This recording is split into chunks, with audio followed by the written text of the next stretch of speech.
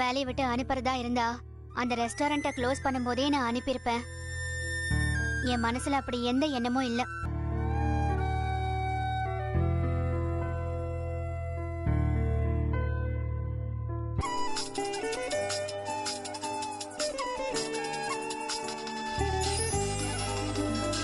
சாரிமா, நீ கால் பண்ணும்போது நாங்க வெளியில இருந்தோம். பரவாயில்ல, இருக்கட்டும்மா. நான் கூட அந்த டைம்ல யோசிக்கறி வெளியே போகும்போது ஸ்வெட்டர்லாம் எடுத்துட்டு போறல. அந்த அளவுக்குலாம் ஒன்றும் குளிர் இல்லம்மா. சரி, உன் பேக். ஆமா இனியா. காலையில தானே நீ போவ, இன்னைக்கு நான் நைட்லயே போயிருக்க. மீதியாவே இருக்க. கல்யாணத்தப்போ புது ரெஸ்டாரண்ட்டுக்கு ஒரு கன்ஃபியூஷன் இருந்துச்சுல, அது இப்போ சரியாயிடுச்சா? இத பாரு இனியா குட்டி, நீ அப்புறம் நிதிஷ் எப்படி இருக்காரு? நல்லா இருக்காரு. சரி, இன்னைக்கு எங்க போனீங்க? பக்கத்துல ஒரு மியூசியம் இருந்துச்சுமா, அங்க போனோம்.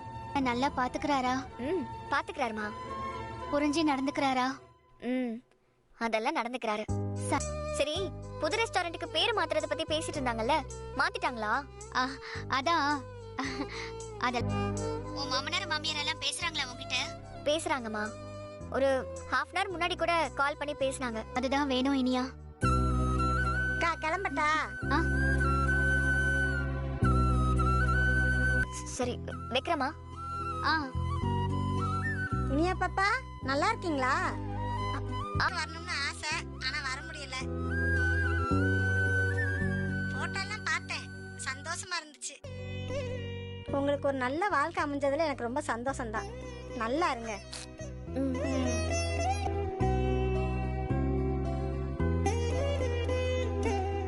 உனக்கு எங்க மேல எல்லாம் கோவமே வராதா செல்வி?